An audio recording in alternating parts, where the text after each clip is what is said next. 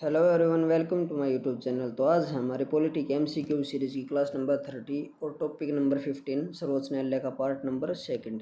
तो चलिए शुरू करते हैं। आज की क्लास का हमारा पहला क्वेश्चन है, निम्नलिखित में से उच्च न्यायालय या उच्चतम न्यायालय की वह रिट या आदेश कौन सा है जो किसी प्राधिकार को रद्द करने के लिए लाया जाता है।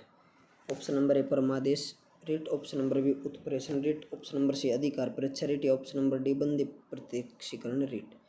तो इस क्वेश्चन का right answer option number C, अधिकार परीक्षा रिट किसी प्राधिकार को रद्द करने के लिए लाई जाती है। अगला क्वेश्चन है, लाभ का पद कौन परिभाषित करता है? संविधान के द्वारा, सर्वोच्च न्यायालय द्वारा, संघीय मंत्री परिषद द्वारा या संसद के द्वारा। तो इस क्वेश्चन का राइट आंसर है ऑप्शन नंबर बी, लाभ का पद सर्वोच्च न्यायालय के द्वारा परिभाषित किया जाता है। अगला क्वेश्चन है, निम्नलिखित में से किस मुकदमे में भारतीय सर्वोच्च न्यायालय ने सर्वप्रथम संविधान के मौलिक लक्षण का सिद्धांत प्रतिपादित किया था? गोलकनाथ बनाम पंजाब राज्य, केशवानंद बनाम केरल राज्य, मिनर्वा मिल बनाम भारतीय संघ या वामन बनाम भारतीय संघ। तो इस क्वेश्चन का राइट आंसर है ऑप्शन नंबर ए, गोलकनाथ बनाम पंजाब राज्य। अगला क्वेश्चन है, भारतीय संविधान का कौन सा अनुच्छेद संवैधानिक विवाद में सर्वोच्च न्यायालय के अपीलीय क्षेत्र अधिकार से संबंधित है? ऑप्शन नंबर ए अनुच्छेद 31, ऑप्शन नंबर बी अनुच्छेद 132, ऑप्शन नंबर सी अनुच्छेद 134 ए को मिलाकर अनुच्छेद 132 को पढ़ना है, ऑप्शन नंबर एक डी अनुच्छेद 134 ए को मिलाकर अनुच्छेद 133 को पढ़ना। तो इस क्वेश्चन का right answer option number D, संवैधानिक विवाद में सर्वोच्च न्यायालय के अपीलीय अधिकार से संबंधित है, अनुच्छेद 134 ए को मिलाकर अनुच्छेद 133 को पढ़ना। ऑप्शन नंबर डी इस क्वेश्चन का राइट आंसर होगा। उसके बाद है, राष्ट्रीय मानव अधिकार आयोग के अधिनियम 1993 के अनुसार निम्नलिखित में से कौन इस आयोग का अध्यक्ष बन सकता है? उच्चतम न्यायालय का कोई सेवानिवृत्त न्यायाधीश, उच्च न्यायालय का कोई सेवारत न्यायमूर्ति या केवल भारत का सेवानिवृत्त मुख्य न्यायाधीश या केवल उच्च न्यायालय के सेवानिवृत्त मुख्य न्यायमूर्ति। तो इस क्वेश्चन का right answer option number C, केवल भारत के सेवानिवृत्त मुख्य न्यायमूर्ति ही राष्ट्रीय मानव अधिकार आयोग के अध्यक्ष बन सकते हैं। उसके बाद है, सर्वोच्च न्यायालय के प्रमुख मुख्य न्यायाधीश कौन थे? प्रथम मुख्य न्यायाधीश कौन थे? Hiralal J Kania, K N Wanchoo, S S Sikri या वाई वी चंद्रचूड़। तो इस क्वेश्चन का राइट आंसर है option number A, Hiralal J Kania सर्वोच्च न्यायालय सुप्रीम कोर्ट के प्रथम मुख्य न्यायाधीश थे। उसके बाद सर्वोच्च न्यायालय के मुख्य न्यायाधीशों के पद पर सर्वाधिक लंबी अवधि तक सबसे लंबा कार्यकाल किसका था? Hiralal J Kania, K N Wanchoo, S S Sikri या वाई वी चंद्रचूड़। तो इस क्वेश्चन का राइट आंसर है वाई वी चंद्रचूड़, यानी कि यशवंत विष्णु चंद्रचूड़ जी का कार्यकाल सबसे अधिक था। ये 2696 दिन तक अपने पद पर आसीन थे। 2696 दिन तक पद पर आसीन थे। उसके बाद अगला क्वेश्चन है, सर्वोच्च न्यायालय के मुख्य न्यायाधीश के पद पर सबसे कम कार्यकाल यानी कि सबसे कम समय तक कौन पद पर आसीन रहा था? P B Gajendragadkar, Keshav Barav, Kamal Narayan या एम एच बेग। तो इस क्वेश्चन का right answer option number C, Kamal Narayan Singh सबसे कम अवधि तक सर्वोच्च न्यायालय के मुख्य न्यायाधीश के पद पर रहे थे, मात्र 17 दिन तक। 17 दिन तक। अगला क्वेश्चन है, सर्वोच्च न्यायालय के किस मुख्य न्यायाधीश ने 20 जुलाई 1969 से 24 अगस्त 1969 तक कार्यकारी राष्ट्रपति के रूप में कार्य किया था? कार्यकारी राष्ट्रपति के रूप में कार्य के एन वांचू ने, एच एम हिदायतुल्ला ने, जे सीसा ने या एस एस सिकरी ने। तो इस क्वेश्चन का राइट आंसर है एच एम हिदायतुल्ला ने कार्यकारी राष्ट्रपति के रूप में 20 जुलाई 1969 से लेकर 24 अगस्त 1969 तक कार्य किया था। अगला क्वेश्चन है, वर्ष 1973 में सर्वोच्च न्यायालय की किस मुख्य न्यायाधीश की नियुक्ति के समय प्रथागत वरिष्ठता के सिद्धांत को पहली बार त्यागा गया था? A N Ray, H M Beg, P N Bhagwati, S S Sikri. तो इस क्वेश्चन का right answer option number A N Ray की नियुक्ति के दौरान सर्वप्रथम प्रथागत वरिष्ठता के सिद्धांत को त्यागा गया था। उसके बाद अगला क्वेश्चन है, निम्नलिखित में से उच्चतम न्यायालय की सबसे पहली महिला न्यायाधीश कौन थी? सुनंदा भंडारे, लीला सेठ, फातिमा बीबी या इंदिरा जयसिंह? तो इस क्वेश्चन का राइट आंसर ऑप्शन नंबर ए, उच्चतम न्यायालय की पहली महिला न्यायाधीश मीरा साहिब फातिमा बीबी थी। उसके बाद है निम्नलिखित में से किसके मामले उच्च न्यायालय व उच्चतम न्यायालय दोनों की आधिकारिकता में आते हैं? ऑप्शन नंबर ए, केंद्र एवं राज्यों के बीच विवाद। ऑप्शन नंबर बी, राज्यों के परस्पर विवाद। ऑप्शन नंबर सी, मूल अधिकारों का संरक्षण। या ऑप्शन नंबर डी, संविधान के उल्लंघन से संरक्षण। तो इस क्वेश्चन का राइट आंसर है ऑप्शन नंबर सी, मूल अधिकारों के संरक्षण के मामले उच्च एवं उच्चतम दोनों न्यायालयों के आधिकारिकता में आते हैं। केंद्र एवं राज्यों के मध्य परस्पर विवाद सुप्रीम कोर्ट के अंतर्गत आता है।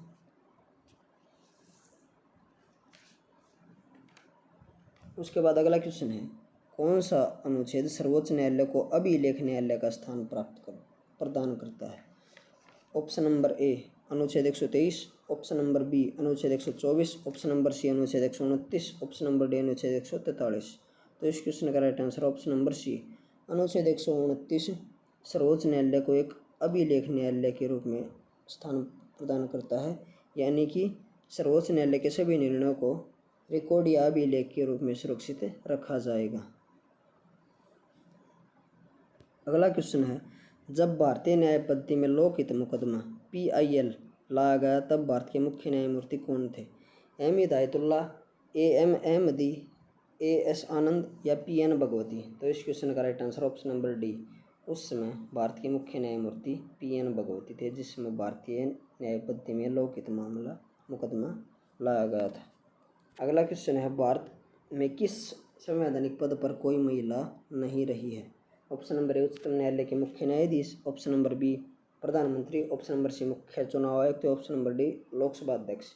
तो इस क्वेश्चन का राइट आंसर ऑप्शन नंबर ए, उच्चतम न्यायालय के मुख्य न्यायाधीश के पद पर कभी भी कोई महिला नहीं बैठी है। मीरा साहिब फातिमा बीबी न्यायाधीश थी, मुख्य न्यायाधीश नहीं थी, यानी कि आज तक भारत में मुख्य न्यायाधीश के पद पर कोई भी महिला विराजमान नहीं हुई है। उसके बाद है, सर्वोच्च न्यायालय के जजों का वेतन किससे आहरित होता है? सहायक अनुदान, आकस्मिकता निधि, संचित निधि या लोक लेखा? तो इस क्वेश्चन का राइट आंसर है ऑप्शन नंबर सी, सर्वोच्च न्यायालय के जजों का वेतन संचित निधि से आहरित होता है। और सर्वोच्च न्यायालय के न्यायाधीशों के वेतन एवं भत्तों के बारे में प्रावधान संविधान के अनुच्छेद 125 में दिया गया है, 125 में। इसके अनुसार मुख्य न्यायाधीश को 2,80,000 रुपये प्रति माह और अन्य न्यायाधीशों को 2.5 लाख रुपये प्रति माह मिलते हैं। और उनके कार्यकाल के अंतिम वर्ष में उनका जितना वेतन होता है उसका 50% उनकी सेवानिवृत्ति के बाद उनकी पेंशन बनती है उनके 50% से। अगला क्वेश्चन है, निम्नलिखित में से कौन से उच्चतम न्यायालय की आरंभिक अधिकार में आते हैं? भारत सरकार तथा एक या एक से अधिक राज्यों के बीच विवाद, संसद के किसी भी सदन या राज्य विधानमंडलों में हुए चुनाव विवाद, भारत सरकार तथा किसी संघ राज्य क्षेत्र के बीच विवाद, या दो से अधिक राज्यों के बीच विवाद। तो इस क्वेश्चन का right answer option number C, 1 और 4। भारत सरकार तथा एक या एक से अधिक राज्यों के बीच विवाद या दो से अधिक राज्यों के बीच परस्पर विवाद, ये दोनों भारतीय उच्चतम न्यायालय के प्रारंभिक क्षेत्राधिकार के अंतर्गत आते हैं, जिसका वर्णन संविधान के अनुच्छेद 131 में किया गया है। अब इस टॉपिक का एक क्विक रिवीजन कर लेते हैं, जैसे कि सर्वोच्च न्यायालय के गठन से संबंधित प्रावधान संविधान के अनुच्छेद 124 में दिया गया है। उसके बाद है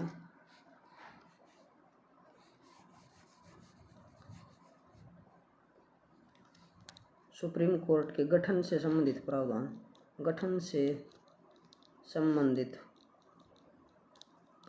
संविधान के अनुच्छेद 124 में दिया गया है, 124 में।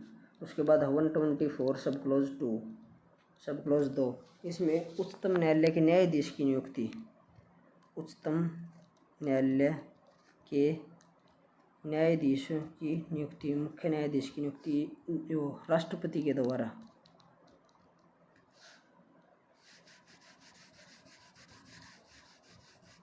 उसके बाद है अनुच्छेद 124 सब क्लोज 3। इसमें है योग्यताओं के बारे में वर्णन कि सुप्रीम कोर्ट के न्यायाधीश बनने के लिए क्या क्या योग्यताएं होनी चाहिए, उनके बारे में वर्णन संविधान के अनुच्छेद 124 सब क्लोज 3 में दिया गया है कि वह व्यक्ति उच्च न्यायालय में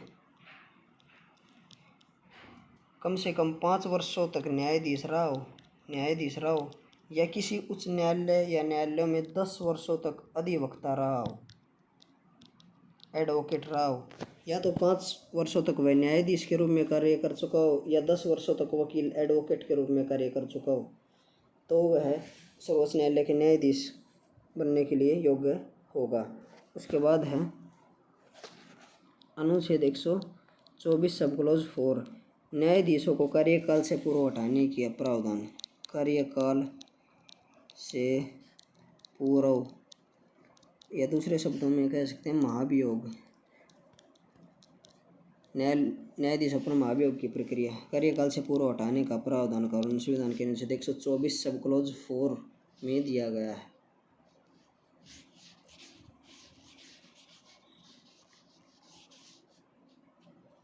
उसके बाद अनुच्छेद 124 सब क्लोज 6 इसमें सर्वोच्च न्यायालय के न्यायाधीशों की शपथ, पद ग्रहण से पूर्व शपथ के बारे में वर्णन संविधान के अनुच्छेद 124 सब क्लोज 6 में दिया गया है।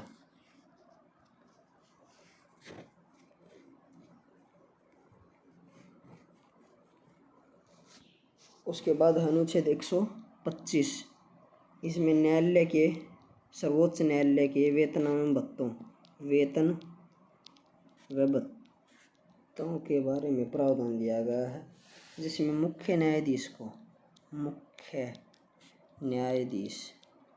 2,80,000 रुपये प्रति माह और अन्य न्यायाधीशों को 2.5 लाख रुपये प्रति महीने वेतन प्राप्त होता है और सेवानिवृत्ति के समय उनके अंतिम माह के वेतन का 50% उनकी पेंशन के रूप में निर्धारित किया गया है। यानी कि संविधान के अनुच्छेद 125 में सर्वोच्च न्यायालय के न्यायाधीशों के वेतन एवं भत्तों से संबंधित प्रावधान दिया गया है। उसके बाद है संविधान का अनुच्छेद 128 इसके अंतर्गत सुप्रीम कोर्ट के मुख्य न्यायाधीश द्वारा किसी भी सेवानिवृत्त न्यायाधीश को अल्पकाल के लिए सुप्रीम कोर्ट के कार्य करने का अनुरोध किया जा सकता है। उसके बाद है अनुच्छेद 129 यह सर्वोच्च न्यायालय को एक अभिलेख न्यायालय का स्थान प्रदान करता है। संविधान का अनुच्छेद 129 सर्वोच्च न्यायालय को एक अभिलेख न्यायालय का स्थान प्रदान करता है। इसका मतलब है कि सर्वोच्च न्यायालय के सभी निर्णयों को रिकॉर्ड या अभिलेख के रूप में सुरक्षित रखा जाएगा। रिकॉर्ड या अभिलेख के रूप में सुरक्षित रखा जाएगा।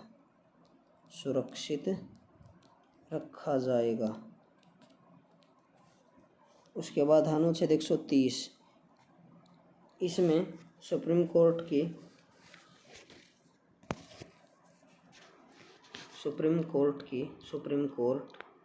की बैठकों से संबंधित प्रावधान है। इसमें बताया गया है कि मुख्य न्यायाधीश, वैसे तो सुप्रीम कोर्ट की बैठकें दिल्ली में ही आयोजित की जाती हैं, लेकिन मुख्य न्यायाधीश राष्ट्रपति की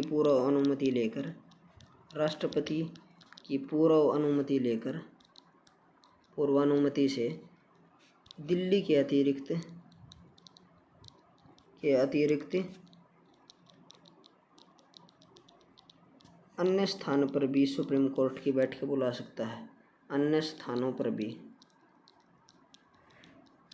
सुप्रीम कोर्ट की बैठकें बुला सकता है। और ऐसी बैठकें अब तक हैदराबाद व श्रीनगर में बुलाई जा चुकी हैं। दिल्ली के अतिरिक्त हैदराबाद और श्रीनगर में भी सुप्रीम कोर्ट की बैठकों का आयोजन किया जा चुका है। उसके बाद है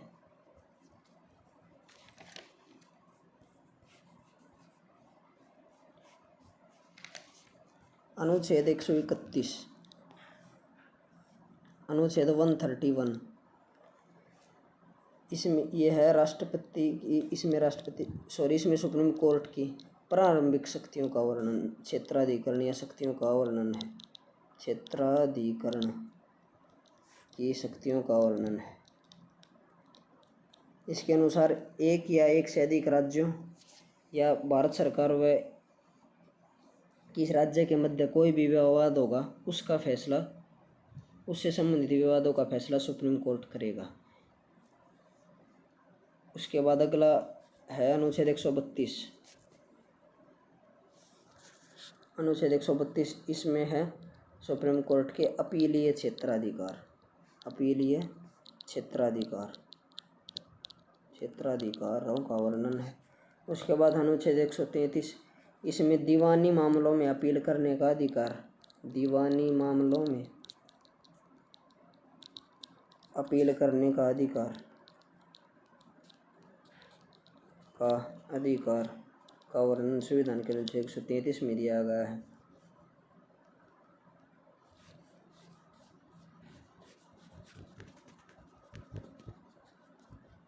उसके बाद है अनुच्छेद 134 फौजदारी मामलों में अपील का अधिकार,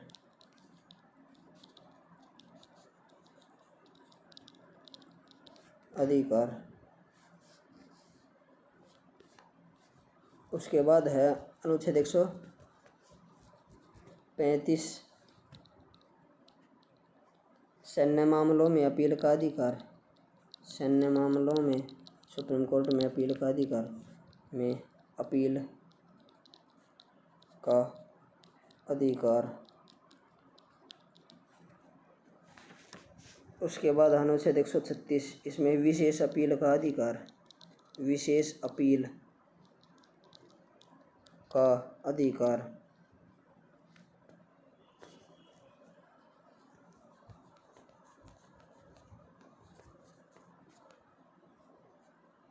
उसके बाद अनुच्छेद 137 न्यायिक पुनरावलोकन की शक्ति, न्यायिक पुनरावलोकन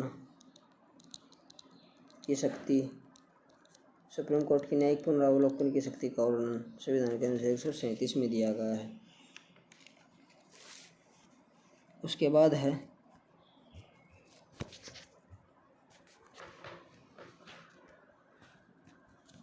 अनुच्छेद 138 इसमें सर्वोच्च न्यायालय का अधिकार क्षेत्र में वृद्धि, सर्वोच्च न्यायालय के अधिकार क्षेत्र में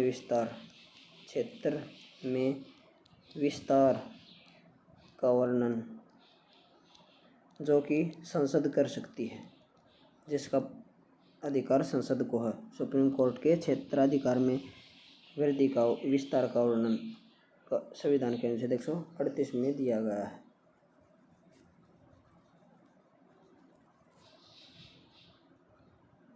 अनुच्छेद 139 के अनुसार सुप्रीम कोर्ट विभिन्न प्रकार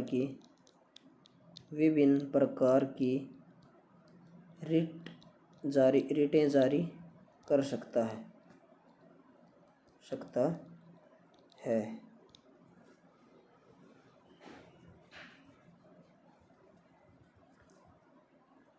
उसके बाद है अनुच्छेद 140 इसमें बताया गया कि संसद ऐसे कानून पारित कर सकती है, संसद ऐसे कानून पारित कर सकती है जो सुप्रीम कोर्ट को जो सुप्रीम कोर्ट को अतिरिक्त शक्तियां प्रदान कर सकते हैं, अतिरिक्त एक्स्ट्रा पावर्स, अतिरिक्त शक्तियां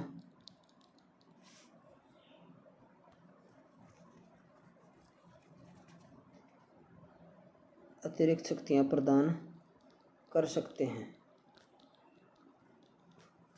बस वो कानून ऐसे होने चाहिए जिससे संविधान में कोई दिक्कत ना हो, यानी कि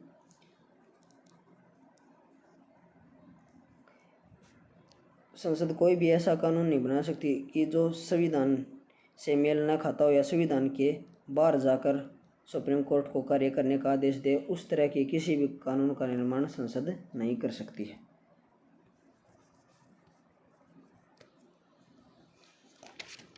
उसके बाद है संविधान का अनुच्छेद 141। इसमें दिया गया है कि सुप्रीम कोर्ट के निर्णय पूरे भारत में मान्य होंगे, पूरे भारत में मान्य होंगे।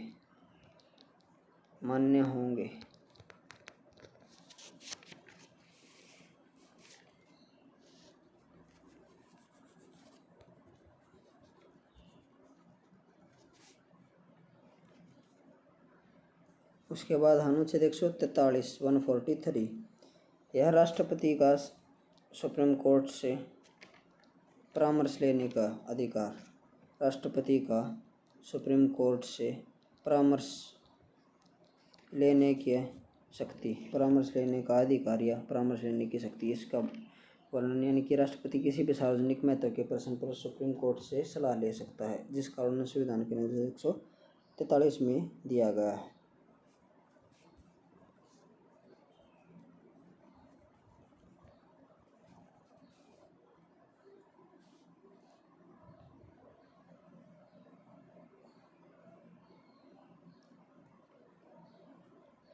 इससे पहले अनुच्छेद 142 में है सुप्रीम कोर्ट उसके समक्ष लंबित मामलों में पूर्ण न्याय सुनिश्चित करने का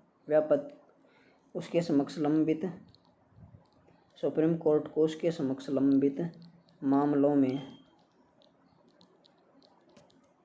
पूर्ण न्याय सुनिश्चित करने का व्यापक अधिकार है। पूर्ण न्याय सुनिश्चित करने का व्यापक अधिकार प्राप्त है।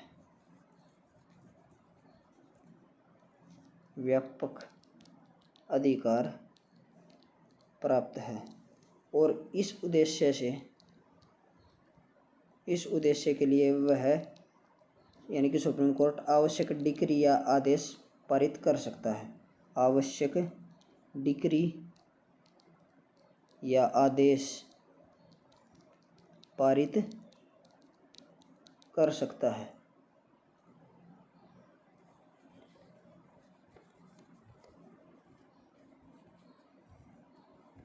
संविधान के अनुच्छेद 144 में कहा गया कि भारत के सभी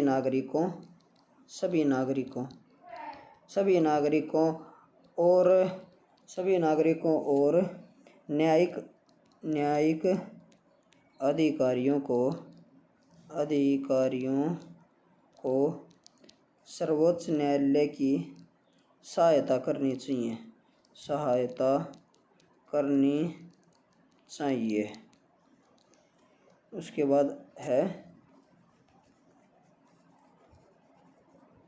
अनुच्छेद 146। इसमें कहा गया कि इसमें सुप्रीम कोर्ट के अधिकारियों और सेवकों की नियुक्ति उनकी सेवा की शर्तों और न्यायालय के खर्चों से संबंधित प्रावधान है। न्यायालय के खर्चों से संबंधित प्रावधान